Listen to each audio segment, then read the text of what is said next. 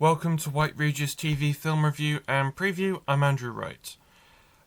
This week, Paddington in Peru arrived on home video in the UK in sort of conjunction with the US cinema release last weekend, because it opened last weekend. It opened alongside Captain America, but it only just came out this. It came out this week in the UK on home video. This is the third film in the Paddington in Peru is the third film in the Paddington franchise, and stars Hugh Bonneville, Emily Mortimer, Olivia Colman, Antonio Banderas, and Ben Whishaw. The film revolves around the Brown family travelling to the home for retired bears in Peru, when Paddington's Aunt Lucy goes missing, which leads the Brown family to venture into the Amazon rainforest looking for the mythical city El Dorado. So, I watched the film for the first time this week. I actually hadn't seen any of the Paddington films until this year. I actually really liked the first Paddington. I thought the second Paddington wasn't as great as everyone says it was.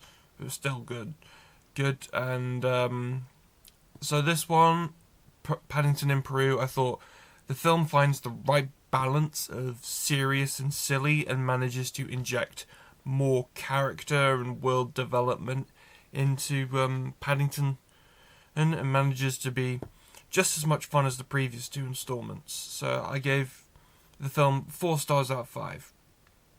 Paddington 4 is in cinemas in 2027. Also releasing in cinemas this weekend, the big release is the comedy horror film The Monkey from Longlegs director Osgood Perkins. If you remember from, I can't remember when, October-ish. If you remember my review from around about October, I really liked Longlegs. So The Monkey is an adaptation of the 1980 short story by Stephen King.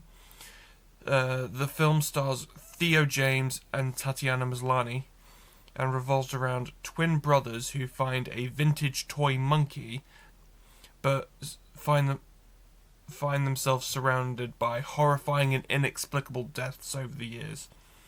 The film has received 84% positive reviews from critics who praise Osgood Perkins for making a fiendishly clever film with very gory set pieces that have, to some degree, a sense of humour. And The Monkey is it's famously changed the toy monkey, because it's supposed to be like a monkey with cymbals, but they can't do that because of Toy Story, because Toy Story have the rights to do a monkey with cymbals, so they had to change it to a monkey with a snare drum. The Monkey is in cinemas now. That's all I have for this week, but be sure to check back next week where I will be previewing The Last Showgirl, for which Jamie Lee Curtis was nominated for a BAFTA. Now back to Gary in the studio.